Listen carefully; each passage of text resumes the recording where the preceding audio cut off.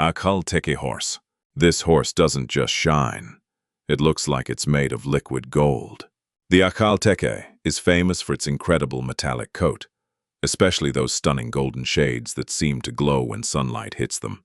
And that shine isn't paint. Don't forget to like, subscribe, and share. It's caused by the structure of the horse's hair, which bends and reflects light in a way that gives the coat its famous mirror-like appearance. But the Akhal-Teke is much more than a beautiful horse. This breed is around 3,000 years old, developed in the harsh deserts of Turkmenistan, where food and water can be extremely difficult to find. Built for endurance, Akhal-Tekes can travel hundreds of kilometers across the desert while surviving on very little food. Today, only around 6,000 Akhal-Tekes are believed to exist worldwide. That makes this ancient horse incredibly rare, and its importance goes far beyond the animal itself. The Akhal-Teke is a national symbol of Turkmenistan, appearing on the country's flag, money, and passports. Ancient, rare, and shining like metal. The Akhal-Teke isn't just a horse. It's a living symbol of an entire nation. Arabian horse. Look closely at an Arabian horse, and something feels different immediately. Its face curves inward, its tail is carried high, and its skull has a shape unlike almost any other horse. But the strangest part is hidden inside. An Arabian has just 17 pairs of ribs, while other horse breeds have 18. It has only 5 lumbar vertebrae instead of 6, and its tail has 16 vertebrae compared with the usual 18.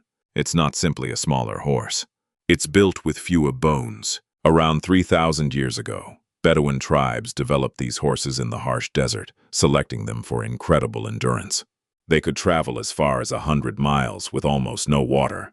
The most valuable horses were so precious that families would even bring them inside their tents at night, sleeping beside their children. And today, every Arabian horse can trace its ancestry back to those ancient desert bloodlines. Elegant on the outside, but underneath, this horse carries one of the most unusual body designs in the equine world. Mustang horse. The Mustang looks like America's wild horse, but technically, it's feral. These horses descend from animals that escaped from Spanish conquistadors during the 1500s and 1600s. Generation after generation, they survived without owners, trainers, or anyone telling them what to do. Today, around 80,000 Mustangs still roam public lands across places like Nevada, Wyoming, and Montana, often moving in herds of 15, 20, or even 50 horses. But here's the part that makes their story incredible. Horses actually evolved in North America. Then, around 12,000 years ago, they disappeared completely from the continent. For thousands of years, there were no horses here at all. Then Spanish ships arrived and horses returned to American soil for the first time in roughly 12 millennia. So the Mustang didn't really conquer a new land. In a strange way, it came home 12,000 years late. Friesian horse. Only 3 stallions stood between the Friesian horse and extinction. The Friesian is the legendary black horse of fantasy films, appearing in movies and shows like Lady Hawk, The Lord of the Rings, Game of Thrones, and Conan. With a coat like polished black obsidian, a flowing mane and tail nearly touching the ground, and long black feathers around its legs. The Friesian looks more like a painting than a real horse. Standing over 16 hands tall, it's almost impossibly elegant. But in the early 1900s, this beautiful breed was disappearing. For centuries, Friesians worked on farms in the Netherlands. Then breeders began crossing them with other horses to create stronger farm animals, gradually weakening the original bloodline. By 1913, the entire breed had been reduced to just 3 breeding stallions. 3 horses. That's it. Every Friesian alive today descends from those remaining bloodlines. So the horse now filling giant movie screens and fantasy worlds nearly disappeared from its homeland. The majestic black horse you see today was rebuilt from just 3 stallions on a Dutch farm. Appaloosa horse. This horse looks like it was painted with a leopard's coat. The Appaloosa is famous for its striking spots with patterns so unique that no 2 horses look exactly alike.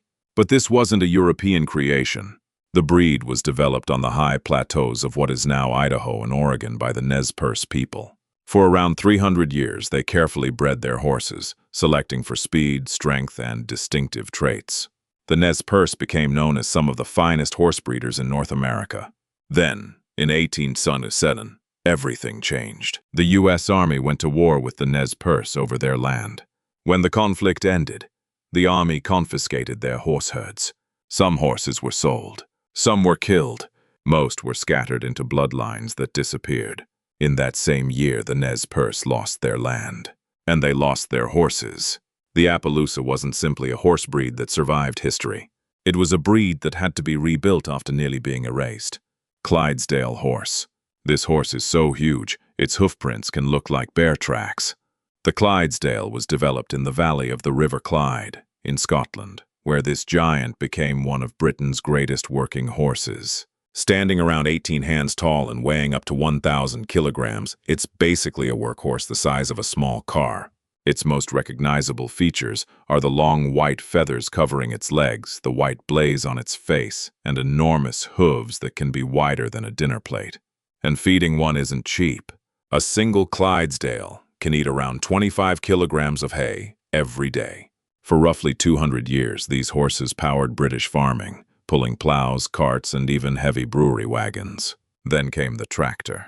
Within just 30 years, the Clydesdale population nearly collapsed because farms no longer needed so many powerful workhorses.